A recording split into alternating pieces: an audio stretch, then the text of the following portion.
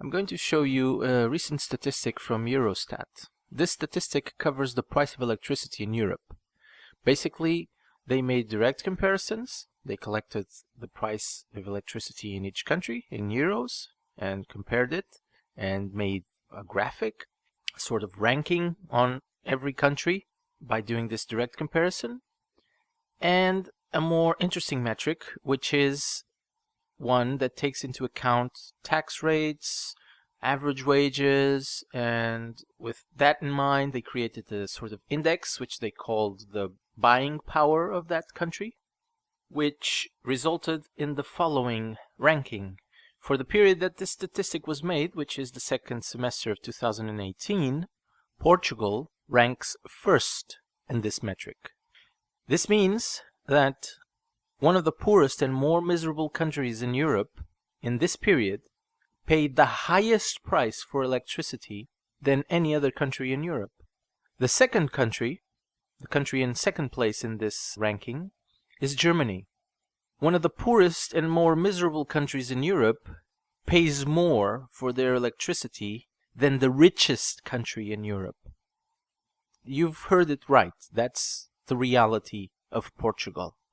It's not the propaganda of the left and far left government. It's not the propaganda of the Financial Times and the New York Times that create all these fake news around Portugal, that everything is amazing and that we've seen a turnaround of large proportions because of the policies applied by the left and far left government. It's the opposite. The reality in Portugal is that the poorest country, or one of the poorest, pays more for certain services than the richest country. This is the reality. And these are all consequences of the left and far left policies that have been applied in Portugal for 45 years. It's always the same. Taxation, taxation, taxation. And this is not new.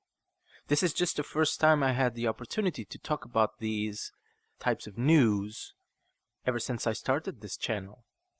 Because in the past we have seen similar things, even with electricity, but also with fuel, natural gas. In Portugal, for example, fuel is subject to a 60% tax rate. For fuel, Portugal has double taxation. It's a tax over another tax, which amounts to 60% of the price of fuel. 60%. And electricity is the same, or very close to it. It's 55% of the price of electricity are taxes. This is the result of socialism. This is the result of leftist policies. No one wants this, despite the fact that the Financial Times and the New York Times tells you that Portugal is an example for every other country. It's not. And obviously no other country is going to follow what Portugal is doing. Because they may say, oh, yes, Portugal is amazing, but that's just what they say for the media. In the backstage, they will not do that, because they know Portugal is a mess.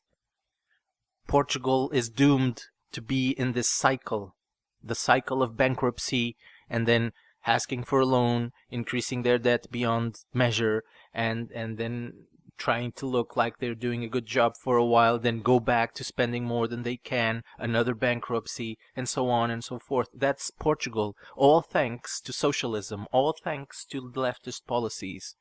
The same policies that make sure that everything is taxed beyond reason, and people are left without money at the end of the month. And they already have extremely low wages because of socialism.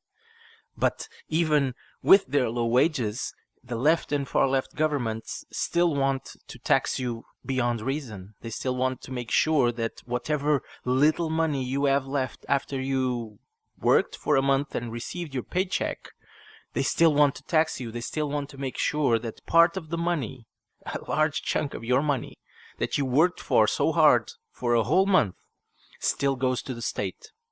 And does that mean that you have better public services? No.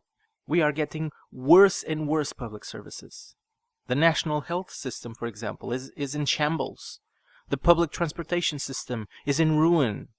If you get the train at all, it's a party. Because most of the time they are extremely delayed, or they are completely suppressed. You won't have a train if you want to go to work.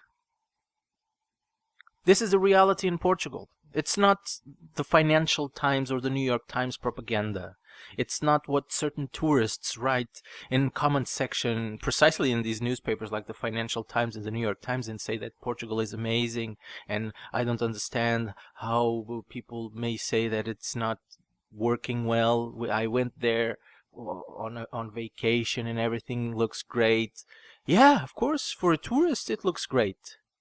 Try living here and being middle class, or trying to, because it's near impossible to be middle class in Portugal. You are brutalized every single day with insane taxation.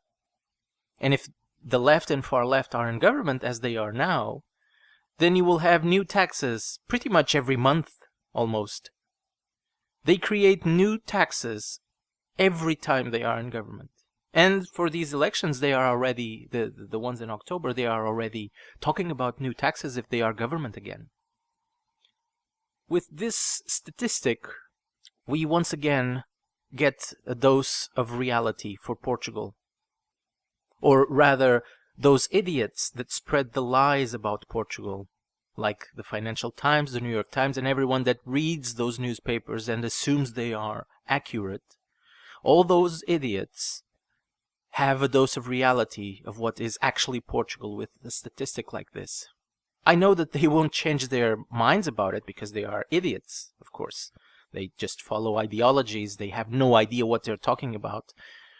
And so they just spread lies about a country they don't even know about.